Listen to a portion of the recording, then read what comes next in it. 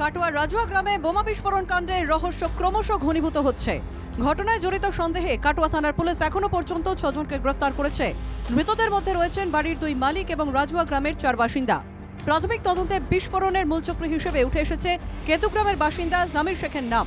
যদিও কাটোয়ার বিধায়ক তথা তৃণমূলের জেলা সভাপতির দাবি, বিস্ফোরণ কাণ্ডে জড়িত সকলেই সিপিএম এর কর্মী। রাজুয়া বোমা বিস্ফোরণ কাণ্ডে পুলিশ যে 5 জনকে গ্রেপ্তার করেছে, সেই 5 জন সিপিএমের শুধু সমর্থক নয়, তাদের কর্মী, এবং এরা সবসময় বিভিন্ন সমাজবিরোধী কাজের সঙ্গে যুক্ত থাকে। বিধায়কের করা অভিযোগ অস্বীকার সিপিএম এর। তাদের পাল্টা দাবি, ধৃতরা সকলেই তৃণমূল কর্মী। তৃণমূলের জেলা সভাপতি যে দাবি করেছে সে দাবি সর্বৈব মিথ্যা। এদের সঙ্গে সিপিএমের কোনো যোগ নেই। এরা হচ্ছে আসলে তৃণমূলেরই দুষ্কৃতী। এরা ওখানে বোমা মানতে গিয়েছিল এবং ওই এলাকায় বোমা এখন বাংলার কুটির শিল্পে পরিণত হয়েছে। শাসক দল তৃণমূলকে কটাক্ষ বিজেপি।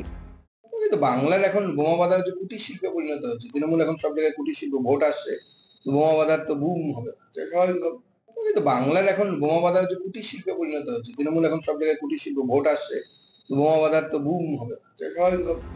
আহত তুফানের মোবাইলের কল রেকর্ড খতিয়ে দেখে পুলিশ নিশ্চিত হয় যে বিস্ফোরণের কয়েক ঘন্টা আগেই জামিরের সঙ্গে একাধিকবার কথা হয়েছিল তুফানের।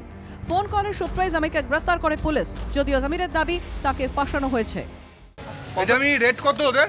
জামির কিসের মিথ্যা কথা? তুমি কেন ফাঁসালো? তুমি তাহলে কোনো দল করো নিশ্চয়ই। কি সিপিএম টিপিএম কিছু করো?